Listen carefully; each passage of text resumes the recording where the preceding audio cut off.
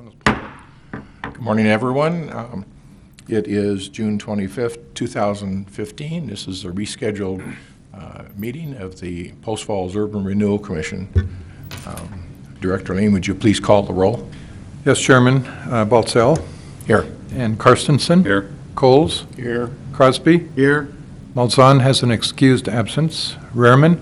Here. And Babich is On his way in. No, not No. yet.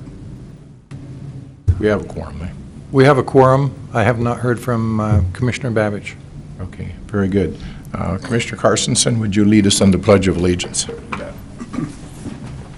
I pledge allegiance to the flag of the United States of America and to the republic for which it stands, one nation, under God, indivisible, with liberty and justice for all. Thank you very much. Okay, any ceremonies, appointments, or announcements that need to be made this morning before we start, or as we start? Doesn't look like there are any.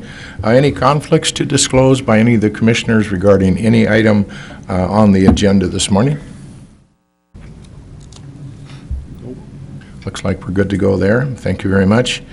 Before we get into the rest of the agenda, I would like to just advise everyone that the item number 9, the executive session, is no longer needed, and so you can scratch that from your agenda, and that'll be discussed under another item, but does not need to be an executive session.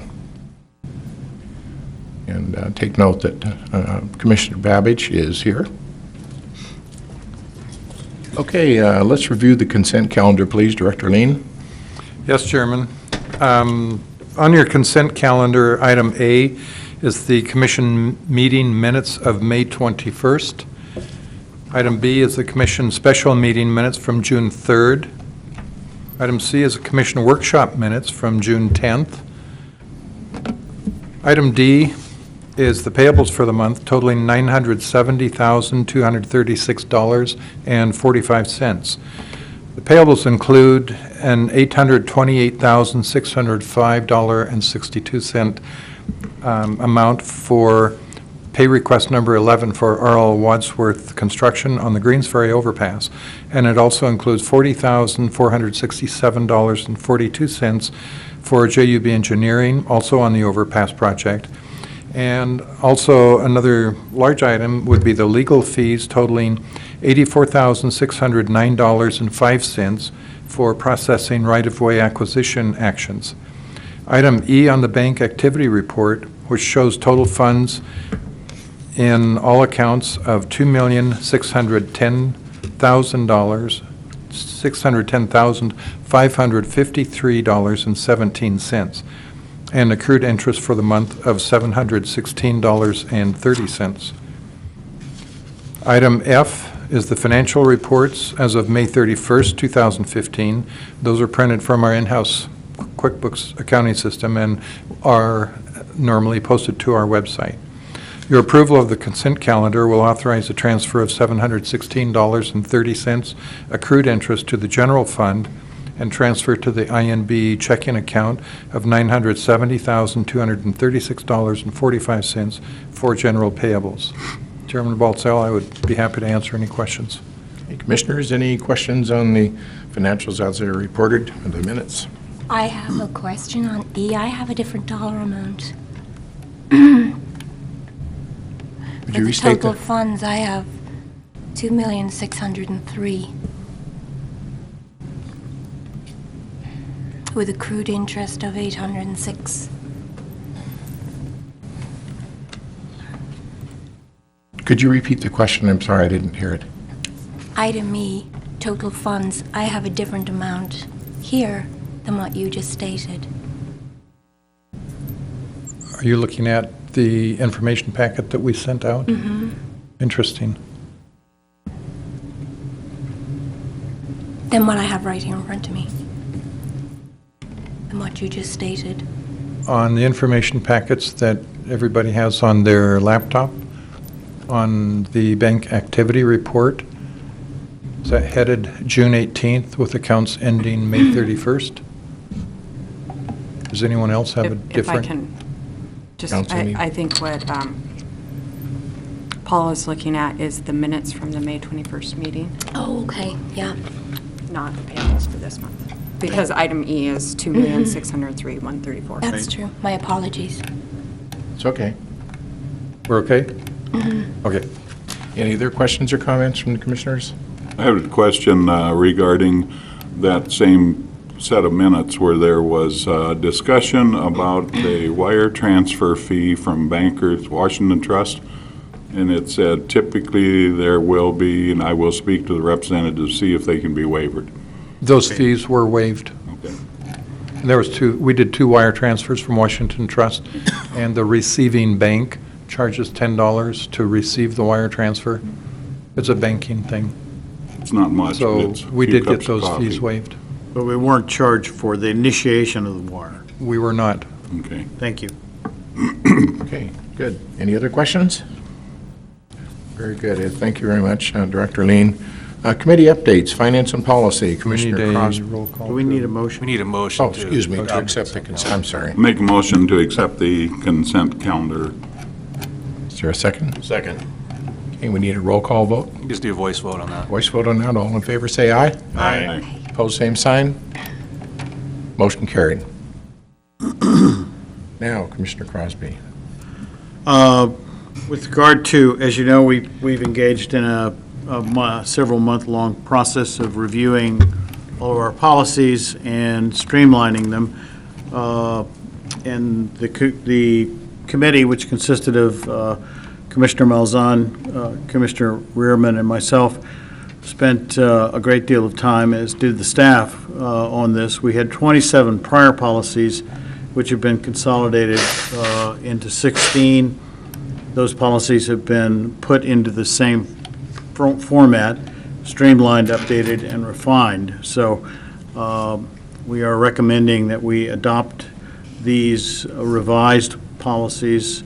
And the only policy that's left to work on is policy number 1, which we'll be engaging in the next several months. And we would recommend to the full commission the adoption of the revised policies. I believe that's something we can take a vote on today, with exception to Policy 1, since it was reviewed and concurred at the last workshop. So if you are, would you like to make a motion to that? Hold on a second. Chairman, and Commissioner Crosby, on the agenda under 7, unfinished business, we do have item B, agency policies for discussion and approval. If you wanted to do that motion now, you could, but it is on the agenda a little bit further. You can take it up right now. Sure. You can, as long as we're in the discussion. You can take it up right now, it's fine. Sure. I think that's what Commissioner Crosby would like to do. That's fine. I would move that we adopt the policies as presented by the Policy Review Committee and Finance Committee. Is there a second? Second. Okay, and we need a roll call vote on that? Voice vote's fine. Okay, voice vote. All in favor of the policies as submitted by the committee, with the exception of policy number 1, say aye, please. Aye. Opposed, same sign. Motion carried. Thank you very much, Commissioner Crosby. Anything else on finance and policy at this time? No, sir. Okay, very good. Thank you. District Review, Commissioner Babich.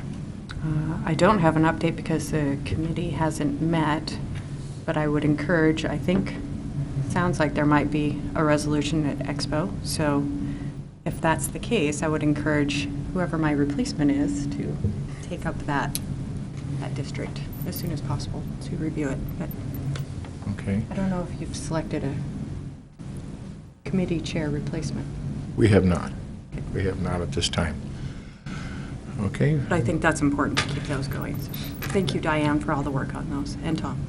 Yeah, absolutely. You've done a great job on that. I appreciate it. Chairman, can I ask a Yes. question Yes. of the commissioner? Which district do you anticipate would have been the next district to review? It was my thought to review Expo and West Celtice at the Thank you. same time because they're similar size. You can address the possibility of the overview. It's not on the agenda. Okay, very good. Communications, Property, and Personnel, Commissioner Carstensen? I have no update or no changes on that since we got 27 done finally. Okay, very good. Thank you. Citizen comments. This section would normally be reserved for any citizens who would like to speak at this time. I see no citizens outside of staff and commissioners and our attorney. So we'll move on past the citizen comments portion to unfinished business, beginning with Greensferry Overpass review. Please, Director Lean. Yes, sir. On the Greensferry Overpass, the May expenses, on the current month expenses total are $1,318,199.29, and that's total including legal, construction, engineering, everything. Total expenses to date on the project are $9,433,773.46. On schedule, the contractor, Wadsworth, continues to work around utility company issues and scheduling the work, and we're currently looking at additional few weeks added to the schedule due to that. They're encountering some timing issues with cutting over the conduits and the cabling for Frontier Communications. That's quite a hands project where you have to cut over and tie one cable, one line at a time. There's 900 pair in this cable. The original contract substantial completion date was late August. We currently are now looking at early November. The contract time extension through a change order will be the topic of a project team meeting within the next week, and we'll come back to commission for review and discussion in the July workshop. Frontier Communications, as I said, is currently pulling cable from Mullen to Saltese. It'll take from 4 to 6 weeks to complete that, and the cutover to the new cable runs. Signal equipment for Saltese and Mullen intersections will not be in for another month for installation of that signalization. So the community, the travelers on Saltese and Mullen will still see a little bit of a inconvenience with signage and construction at those two locations for a few more weeks. But they are making good progress. The Citizen Review Board, the CRB, will be touring the Overpass project. They expressed an interest to go out and walk the site, maybe climb the ladder and go up on top of the overpass. We'll issue vests and hard hats and allow that. And that's coming up in the next couple of weeks. We are going to, when we get that date firm, we would like to invite the commission, the members of the commission, to join in that, the site tour. The contractor will be working with that. So just kind of a heads up that that will be coming up in the future. On agency policies, we covered that. On the Expo update, in phone conversation with Gary Burton at Watson & Associates, he indicated that the city may approve a residential rezone in the Expo district if the proponent developer removes the 44 acres out of the urban renewal revenue allocation area. Staff is going to be looking at the requirement to amend the district plan and the financial impact on the district if this is done, and we'll report back to the commission. That action, if we do that, that action needs to be initiated by the agency, approved, and then it goes to the city. But there's some groundwork that we need to lay in order to make that happen. That's the extent of my report at this time. Okay, I'm sorry. The staff, I'm still there. Spencer Street Extension. I've got a couple of other things. Spencer Street Extension project is almost ready to go out for bid. BNSF is coordinating with the city on some final changes to the agreement for the rail crossing. And understand that we had an arrangement with the city, an MOU between the city and the agency on that project. It has since transitioned to where there is an agreement between the city and ITD. ITD is the entity that will advertise the bid for that project and let the contract for that project, not the city. ITD will be doing that. The invoices, and I've been in conversation the last couple of days with both ITD and city staff on the flow of invoices and how we pay for that. So we will be seeing some invoices on those items coming through very shortly. On Highway 41 Trail Project, that's almost ready for the state. The state will advertise the bid on that and let the contract. ITD is in process of making some changes with the city on the scope of that project. And that we should be seeing that action on that project fairly soon. Indication from Cameron Riley Construction is that they may be able to do the chip seal on Spokane Street on the 3rd or 4th week of July. They had initially scheduled that in August, and I contacted our engineer, Welch Comer, asked him to go back to them and see if they could make arrangements to do that earlier so that it looks like a finished project. It looks nice earlier in the summer for all the people that will be coming through Post Falls. Yeah, regarding that, it seems to me that the whole problem there is that temperature, outside temperature, and since we have no issue with outside temperature, I would hope that it could be done sooner, but I would just caution them, if it's 2 to 3 weeks out, that could be right in the middle of Post Falls celebration weekend, which would make it a real not-so-pleasant event. Could have a negative impact on that weekend, so I hope that they'll be looking at that schedule when they look at the chip seal, I'm sure they will. because that'll be an active street Yeah. for sure That's a good during that point. time, so I would make sure that they know about that, or they think about it, because I wouldn't necessarily guarantee that they'd automatically put that in their thought process. But it is coming up pretty soon, and I think it's the second weekend in July. July, if I'm not mistaken, about 3 weeks out, so anyway, just thought I'd make a note of that. It may be just after that weekend, Chairman. They're looking at later July. That's probably be should be great. fine, yeah, But I will talk to Bill Melvin about that and Matt Gillis. sure, thank you. Could I back up just for a second on Greensferry? At the project team meeting this past week, Commissioner Carstensen made a suggestion, heartfelt suggestion, and regarding when the bridge is done, as to what we might do to make it really special. And it sounds like it's getting a life of its own and going forward in a very positive way. Larry, would you like to comment on that? You know what I'm talking about? Well, thank you. It was actually, it's the flag. I thought it was very appropriate of RLW to put that flag up there right before Memorial Day, like the Thursday before. And I've had a lot of comments, as well as I'm sure everybody sitting here has had comments about how wonderful that looked. So my wife and I were talking about it, and I said, why can't we just have a permanent flag? So that discussion came up, well, a number of times, but it kind of got some grip at our meeting the other day. And now the suggestion is that we put 2 flags, one on each side of the overpass, the east side, the west side, right in the center of the median. And the reason for that is safety, in case something would happen, where the flagpole would come down or something, that it would not go on the lane of road of traffic. It would land hopefully in the median. And it's looking very positive that we're going to be able to swing that. So obviously we're going to need lights.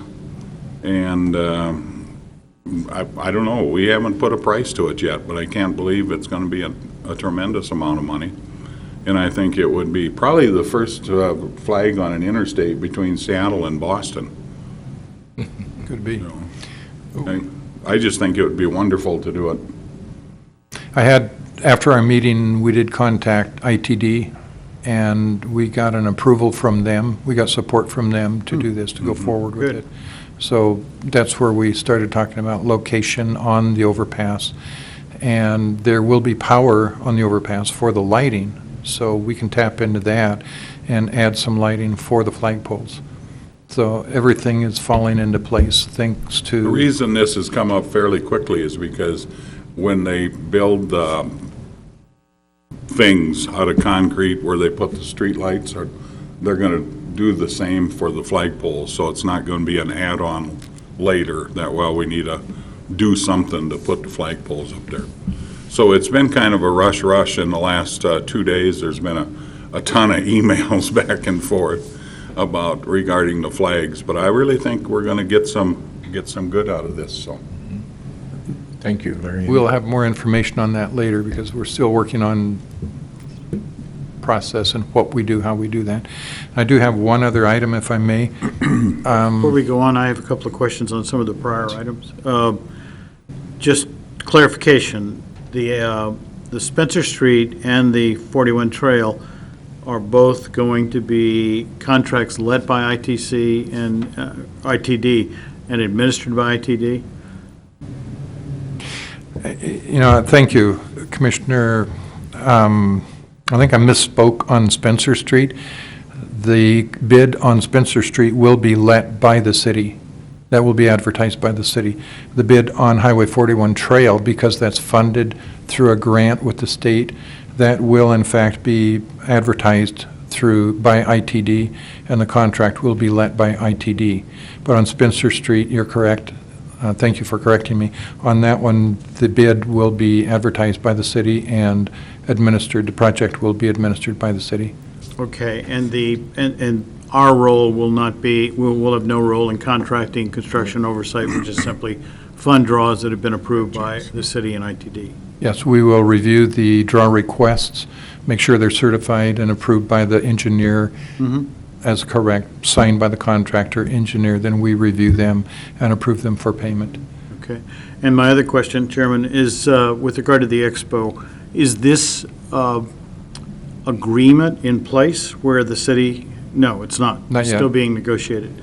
If we remove 44 acres of potentially residential development from the district, where will that tax increment go back to all of the taxing districts? Yes. I assumed so. And how many acres will that leave remaining in the district?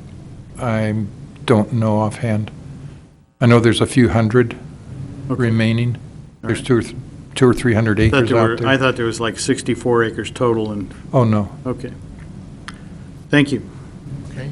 And I think that particular project request, if it comes to us, is going to require a fair amount of discussion because it does have impact on our district and our commitments in the district, and also potentially for the lender to the proponent who is expecting a certain amount of guarantee because of increment. And I think that we need to take a good hard look at that piece. So I think Commissioner Babich had a couple of questions. Yeah, just to dovetail on what was previously stated about the Expo district. So they're looking at potentially removing that, so there won't be any tax increment collected Right. for URA from that 44 acres or whatever it is. That's correct. So it's not going to be collected and refunded. No. That's correct. Yeah, that's a good point. This is a very convoluted discussion because the city has suggested that we remove the 44.5 acres from the revenue allocation area. One of the options is to remove it from the RAA, which would require an amendment of the district plan based on a resolution from us and then an ordinance from the city. The other option is to have the developer put together an agreement with the city so that any of the revenue they receive from that 44 acres, they would pay back to the city. So that the city would get all of that money instead of it taking it out of the district and allocating it back to all of the taxing districts. I think there's a lot of discussion that needs Yeah. to come from that. I'm not real comfortable with some of that stuff until we get a chance to really digest it, because it really has to come from here.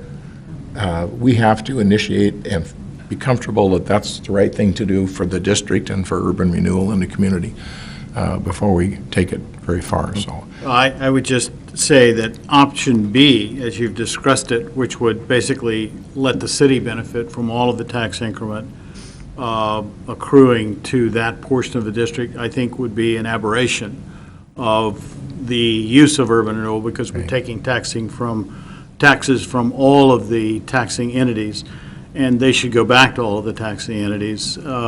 And I think that would, be an issue that would rise to the attention of some of those folks that are opposed to urban renewal, and be yet another concern that they would be able to bring to this interim legislative committee. So I think we ought to look hard at that.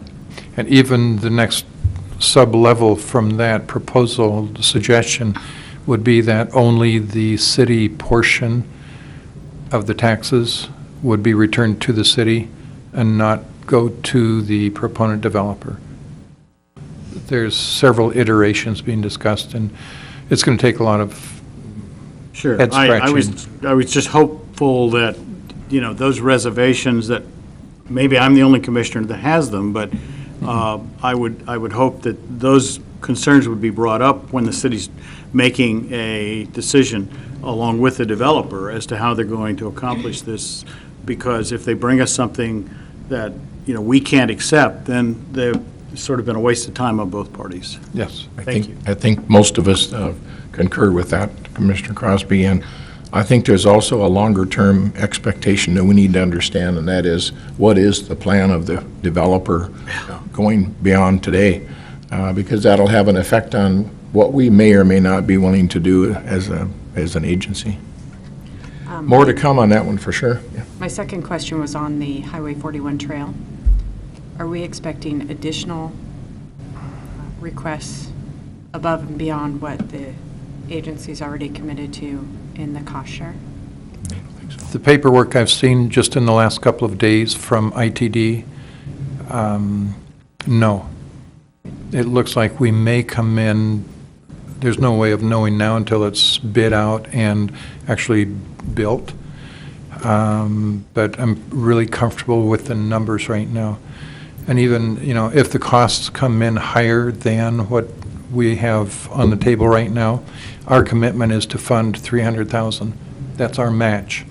We can hold to that and not agree to any more than that. If the construction costs come in higher, we can stay with that 300. And one more question, just for the sake of refreshing my memory. What was the expected cost for Spencer Street? Million something. 1.2. We had back in, and I was looking at these numbers, I'm trying to balance the budget, construction cost on that with the Greensferry Overpass project, because it all comes out of East Post Falls. And it's a concern whether or not this cost goes up, then how will that impact funding availability over here? The 2011 cost estimate, engineering estimate on Spencer Street was about $1.7 million. And right now, our share of that cost, and this is just information I received yesterday morning, would be about $1.2 million, a little under $1.3 million. And that would be our percentage. Because, there's a portion of that project that is between 2nd and 3rd Avenue, that construction portion, and that cost we would not pay because it's outside of the district, even though it's in the total project cost. So our share, we're down to, it looks like we're a little under $1.3 million. So that looks better. Kind of what I thought it was. Thank you. One follow-up question, Chairman. On Commissioner Babich's question with regard to the Spencer Street, will ITD bring overhead costs to this project that would influence the overall cost of the project that we weren't anticipating? They will bring overhead costs, but they are in the current numbers. Okay, thank you. Okay, that it? Did you have anything else? I'm done, thanks. Okay, moving on to new business, please. Oh, back up a second. I'm sorry. Let me cover my last item. Okay. And that is, we have been talking about this subject in executive session all along because it's a matter of negotiation on price on the Richards property. Just in the last few days, I've been in contact with the co-representative of probate for the Richards family, and they have accepted our last offer the $354,000 that was made through the right-of-way acquisition manager. The Richards siblings have accepted that. They've agreed to settle on that amount. So our attorney is in process now of putting together the paperwork, the stipulation, to get the judgment, to get the order and decree of condemnation through the judge, through the court. So hopefully this will all close and go away in the next couple of weeks. Good news, thank you. Any questions on any of that? Just a question. We do have possession of the property. Yes, at this That is time. correct, I was yes. surprised, coming back from the airport yesterday, that it wasn't demolished already. There was a reason for that. Yeah, and it's still standing today, even though the former occupant tenant had to vacate. She did vacate on the 17th. The court-ordered required vacate date was the 19th. She was out of there on the 17th. On that, 2 days later, on Saturday, they had a team from Spokane go in. They had to remove the aluminum, the metal siding, because it had asbestos siding, the original asbestos siding. So we had to have a special team come in and remove that. And that was all done on Saturday last weekend. They did it very quickly, but they had to file a report and certify it was done, certify that it was packaged up a certain way, and where they took it, for disposal. So once all that paperwork is recorded and filed with the agency, correct agency, then the contractor can go in and demolish the house. And they're looking at probably Monday on that. I think they have to go inside and certify it as well, whether there's any there or not. Have to do an air because it was on the quality. outside. Yeah. So that's the reason it's still physically standing, but it won't be long and it'll be gone. Gift that keeps giving. And it's not holding up the construction process at this point. Okay. Thank you. I'm done. Now can we move on to new business? Is there any new business? Okay, and staff report, are you pretty well covered on that, Yes, sir. Erlene? Okay, we'll move on. Commissioner comments? I was a little bit out of order on that. Want to comment on That's right. I can give everybody an update on our discussions with Olivia Metz.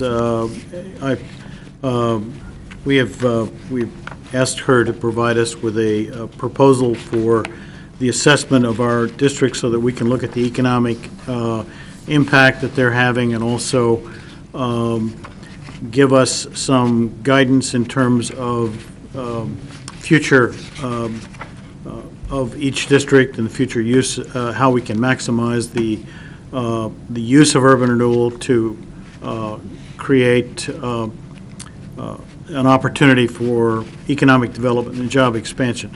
And we have received that. I've prepared a memo to the chairman with regard to that, and that will be hopefully a topic to be discussed at our workshop in July. And we would like to move forward with an initial study on one district to make sure that we're communicating correctly with Ms. Metz with regard to what we are looking for, and we're getting back the information that we feel is most usable. You may remember Olivia Metz was a regional economist for the Department of Labor. She writes quite well. She has an advanced degree from the University of Michigan, and I think she can give us a objective, third-party, professional review of how we should be looking at these districts and what we should be looking for in our strategic planning moving forward. So I'm sure the chairman will present that his suggestions with regard to the memo that I sent him to each of you prior to our commission workshop. Thank you, Commissioner Crosby, and I am in receipt of that information, and having been gone, I haven't had a chance to digest that, along with a whole bunch of other things that I have to digest for the next week or so. But I will have it copied to each of the commissioners prior to the workshop, so you'll all have that in plenty of time to look it over, and we can have a good, healthy discussion on July 8th at our commission workshop. Any other commissioner comments? I'd just like to say that my son for Father's Day sent me a pair of Rick Perry glasses so I can look more professional and smarter. Presidential. That's right. So, there you go. Oh, that's terrific. I'm glad now you can see. That's good. Any other comments, commissioners? If not, I just have a couple, and then we can go about our day. And that is, we're really going to be sorry to see Samantha Babich leave as one of our commissioners. We'll properly deal with her next month. Deal with her. Her last day as a commissioner would be July 16th, and but anyway, she is currently the vice chair of our commission, and we will need to fill that spot right away because it affects check signing and various contract signings and whatever else comes up that requires anywhere from 1 to 2 signatures of either president or chairman, vice chair, and treasurer. 2 of us currently hold officer positions, and that would be Commissioner Crosby and myself, and we will not be considered for the vice chair position, but we do have 4 remaining commissioners that would be eligible, and we'll elect a vice chair at the commission meeting on the 16th of July to be effective the 17th of July. And we'll deal with that. So be thinking about it. That's all I want you to do. Be thinking about who you think would be the best person to serve in that role, and it would be from that point in time to the end of December or until we elect new officers next January. Right now, I think Lynn is in a position as our treasurer that is critical this time of year with our preparation of our budget and tracking of all of that stuff. He's done a terrific job, and I'm not going to let him out of that one, that's for sure. He's done a great job, and so that's how we'll deal with that, and we will deal with it the 16th of July, so we can press forward with our business and so on. So I don't have any other questions or comments. If anybody has anything they'd like to add this morning, otherwise I would entertain a motion to adjourn. So moved? Is there a second? Second, moved and seconded. Roll call vote? Voice vote's fine. Voice vote's fine, good. All in favor say aye. Aye. Opposed, same sign. Motion carried. We're adjourned.